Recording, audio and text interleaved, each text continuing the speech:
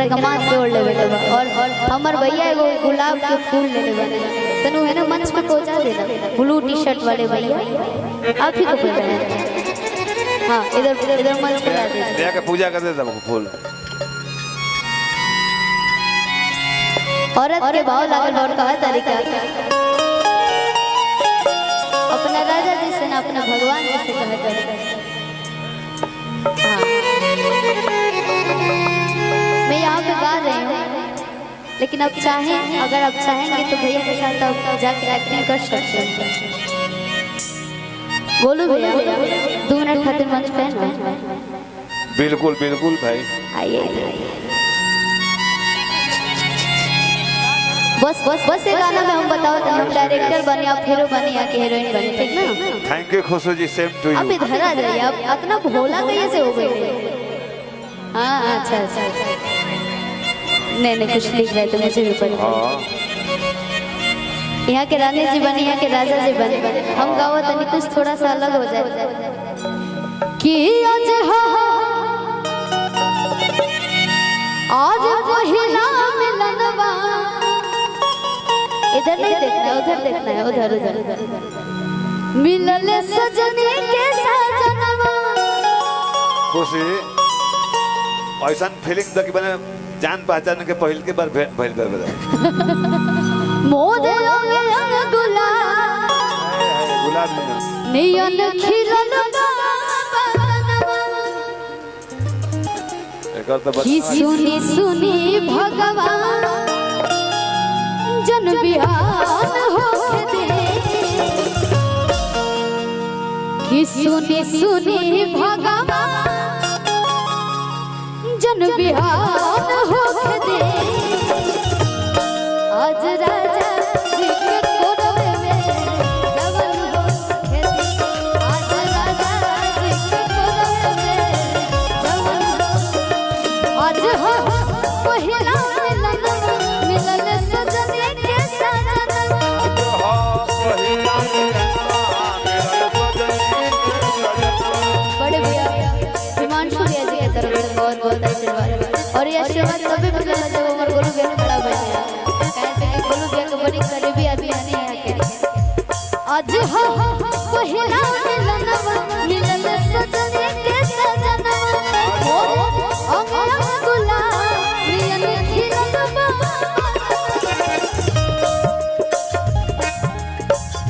बताओ ये शिवाजी है यारा जिला में नारायणपुर में वो भाई हमें राकेश सिंह दशहरा में प्रोग्राम करावे सूरज प्रताप जी जिससे जी के संगे रहे ये शिवानी कितना सुंदर भाव हम और मिल के कोई नहीं जा वहीं हम खड़े रहे आज तू दूसरा पर ठोकर भाव तू देबू तब हम खड़ा बानी एक गीत में तू भाव देबू तो हम बानी ना तो भाई बहन के रिश्ता तो चलते रहे और एक्टिंग में कोई दिक्कत ना होनी चाहिए। ढेर हमारा के इतना भाव मत दो एक्टिंग में कोई दिक्कत आप लोग एक्टर है भाई। अरे हम अभी तू गाना बोले बनी जा संगे कितना मंच पर आ तू अकेले भी गावेलू तो हमरा अच्छा लगेला कि चलो हमार शिवानी हमार गीत के बड़ाई करे तरीका हो तेरे तो भाव से कहो आज राजा जी के कोरवे में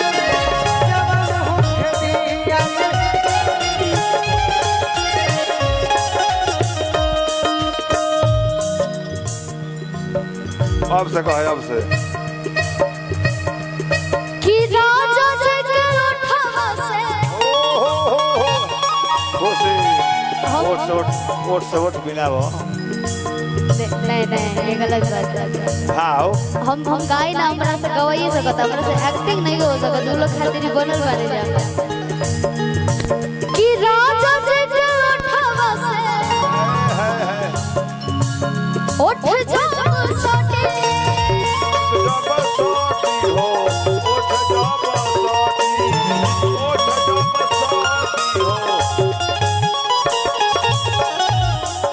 कि भूख भूख बोले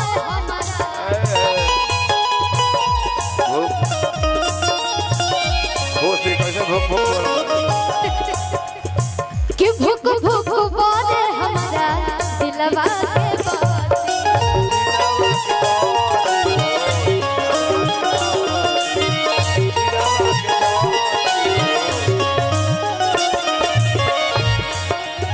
आज भर कि आज भला भगे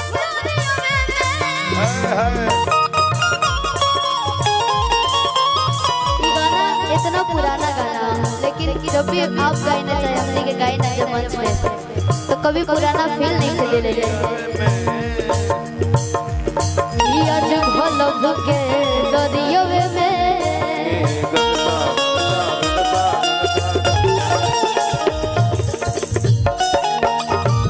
आज लोभ के दरिया में नहान हो के दे आज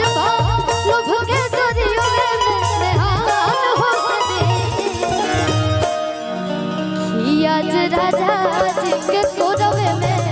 जवन हो के दे धारा धारा खुशी कोरवे में जवन हो के दे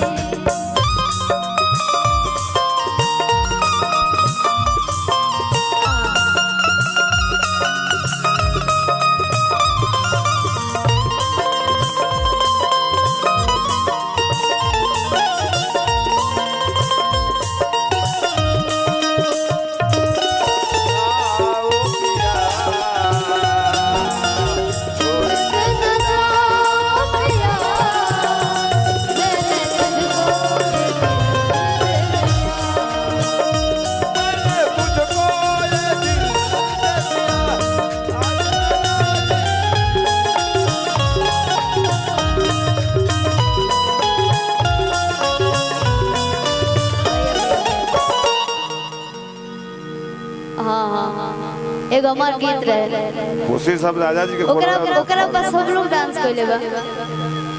हां आपके अच्छा लागेला वो बहुत बढ़िया बा अब धीरे हंस के मत इधर ही खड़ा बस एगो गीत जो कि आज हमने के बॉस खातिर भी बड़ी खुशी के बात बा बड़े भैया कौन भैया जी के खातिर तो हमने के भी एमे खुश बानी जा बहुत ज्यादा वाला खुश बानी जा और बहुत बहुत कैमरा के सोनी भैया के बहुत बहुत बधाई हो किताब वाले खगरम जब करे ना मिजाज के आ काम नो कराने वाला बात महाराज के की होय भेदाना लोढ़ा आ गुस्सा कम करा जोड़ा छूट जाए आ रंग छूट जाए तो मन रूठ जाए और हमारा गुलू भी थोड़ा तबीयत लागत खराब चल रहा है